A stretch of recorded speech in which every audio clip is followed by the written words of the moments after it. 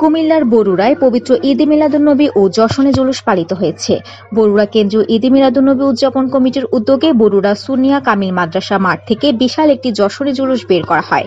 জুলুসটি মাদ্রাসা থেকে বের হয়ে বরুড়া 0 পয়েন্ট দিয়ে জলম রোড হয়ে বরুড়া পৌরসভার অফিস হয়ে কলেজ রোড থানার রোড হয়ে পুনরায় মাদ্রাসা গিয়ে শেষ হয়।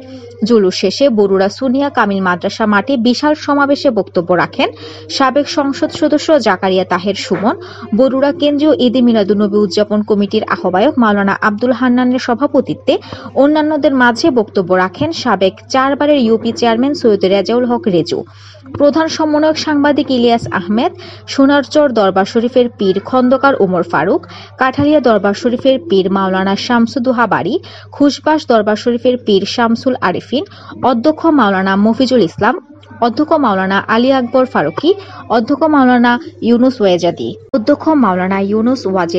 উপাধ্যক্ষ মুফতি মাওলানা মিজানুর রহমান জাফরি, ঈদে মিলাদুন্নবী উদযাপন কমিটির সদস্য সচিব হাজী শফিকুর ইসলাম, কোষাধ্যক্ষ মাওলানা মাসুদ আলম পাটোয়ারি, সদস্য মাওলানা মোহাম্মদ দেলোয়ার হোসেন, মাওলানা আব্দুল হান্নান, জিয়াউদ্দিন, মুফতি জামাল উদ্দিন মমতাজি, মহিন উদ্দিন, মোহাম্মদ কামাল হোসেন, মোহাম্মদ জাকির হোসেন, মোহাম্মদ সুমন, মাওলানা মোতালেব হোসেন মজুমদার প্রমুখ। বরুড়া প্রেস ক্লাবের সাধারণ সম্পাদক ও জুলুস কমিটির সমন্বয়ক মোহাম্মদ ইলিয়াস আহমেদের সার্বিক তত্ত্বাবধানে এবছর একটি জুলুস বের করা হয়।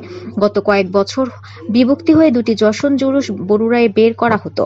স্মরণকালের বৃহত্তর যশনে জুলুসটি বরুড়াবাসীর মন জয় করে। বাংলাদেশ ইসলামী ছাত্র সেনা বরুড়া উপজেলা সাংগঠনিকভাবে যশনের জুলুসটি সুন্দর করতে সর্বাত্মক সহযোগিতা করেন। পরে মিলাদ শরীফ ও দোয়া শেষে তাবারক বিতরণ করে শেষ করা হয়।